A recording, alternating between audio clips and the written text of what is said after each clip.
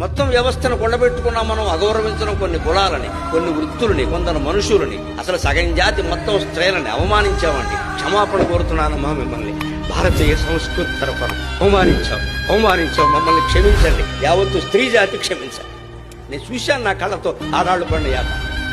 ఆడదాని నీకెందుకు లోపలికి పో, పెడబుద్ధులు ఉంటాయి మీకు, ఆడదాన్ని నమ్మద్దు అని పుస్తకాల్లో రాసి ప్రచారం చేశారు. కానీ నా జీవితం మొత్తం మీద నమ్మదగిన ఆడవాడు చాలా మంది ఉన్నారు.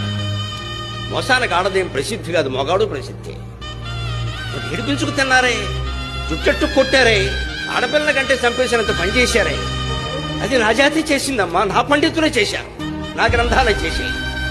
నేను క్షమాపణ కోరుతున్నా, చెప్పించకండి అమ్మా. సీతాదేవిని కూడా ఆక్షేపించిన దుర్మార్గుడు మగవాడేనమ్మా, ఆడదుగా. ఇన్ని అన్యాయాలు నిమ్న వర్గాల వారికి, బలహీన కులాల వారికి, స్త్రీలకి చేసేసి ఈవేళ మా మతంలో ఉండండి, మా మతంలో ఉండండి కాళ్ళు ఎట్టుకుంటే ఎవడుంటాడండి? సరిగ్గా ఉంటే ఉంటారు అందరూ. జరుగుతున్న విషయం అది, గుండె బద్దలవుతుంది గుర్తొస్తే విషయాలన్నీ.